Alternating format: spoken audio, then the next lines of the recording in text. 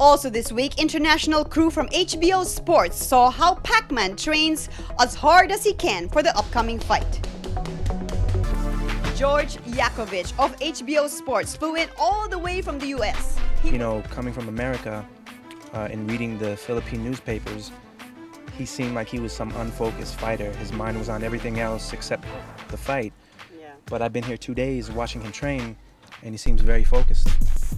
So that was me being interviewed in Cebu City, Philippines in 2007.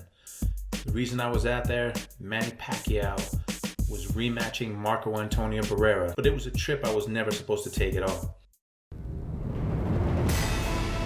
I was with HBO at the time, producing a countdown show to the rematch between Manny Pacquiao and Marco Antonio Barrera. We were shooting at the wild card with his trainer Freddie Roach, and Manny was supposed to be there.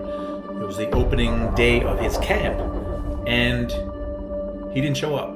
We were there, the cameras were there, and there was no Manny Pacquiao. The plane lands at 8 o'clock at night, and he was supposed to be on last night's flight, and I don't know if he's here yet.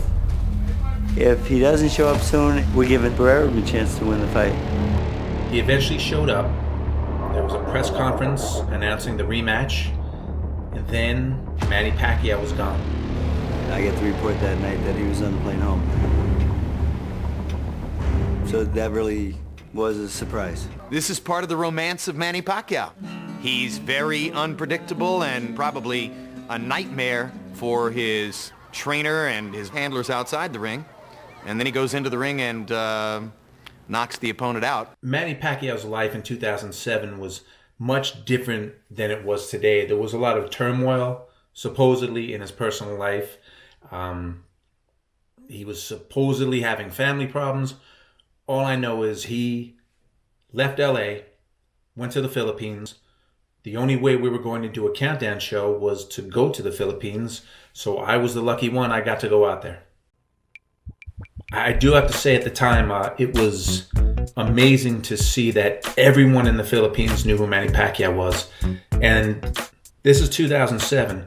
This is before he had his fights with Oscar De La Hoya and Floyd Mayweather and Miguel Cotto, on and on.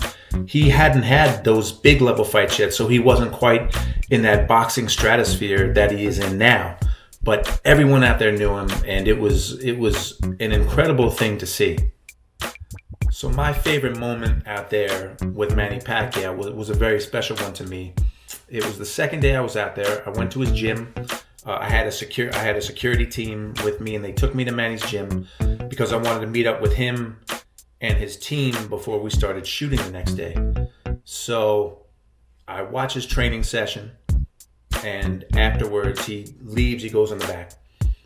One of his people, Waki Salud, whose gym it was out there in the Philippines, told me that Manny would like you to come in the back room and like to talk to you. So, of course, Manny Pacquiao always has a mob of people around him. So I go into this back room, and there are all these plates of food just lined up. And it's just Manny back there. No one else.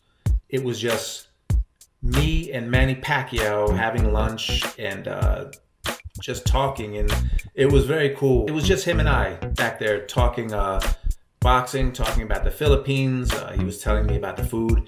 It was a very special moment. Very, very cool to be with him like that.